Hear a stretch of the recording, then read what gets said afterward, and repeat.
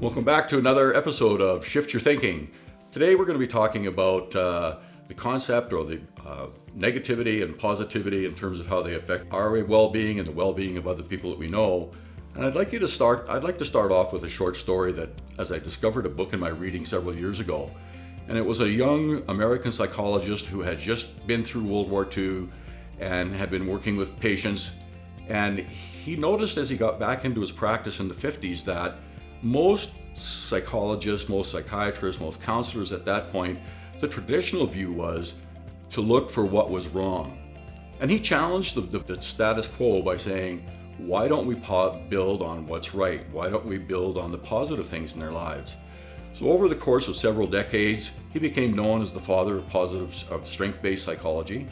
And he published a great book that I happened to stumble upon in a bookstore one day from the Gallup organization. And the name of the book is How Full Is Your Bucket? And the author is Donald O. Clifton with the Gallup organization.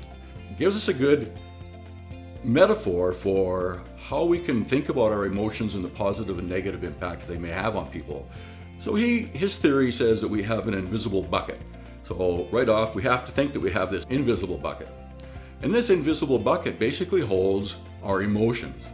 And when we are doing good things, we can fill our bucket with the positive emotions of dopamine and the oxytocin that comes to our brain to give us that feeling of good.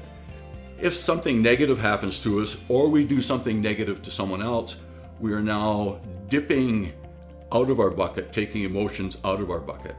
And so if someone is bucket dipping, then they are creating a negative atmosphere for themselves, or they're reaching into someone else's bucket and taking from their bucket their store of positive emotions.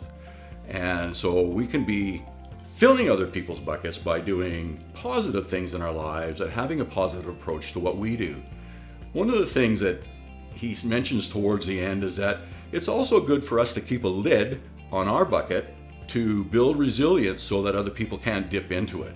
As we know through the concept of emotional contagion that when other people are in a negative mood, that can affect us. So the final thing that I'd like you to leave you with on this short video is that the research shows that it takes 5 positives to overcome 1 negative.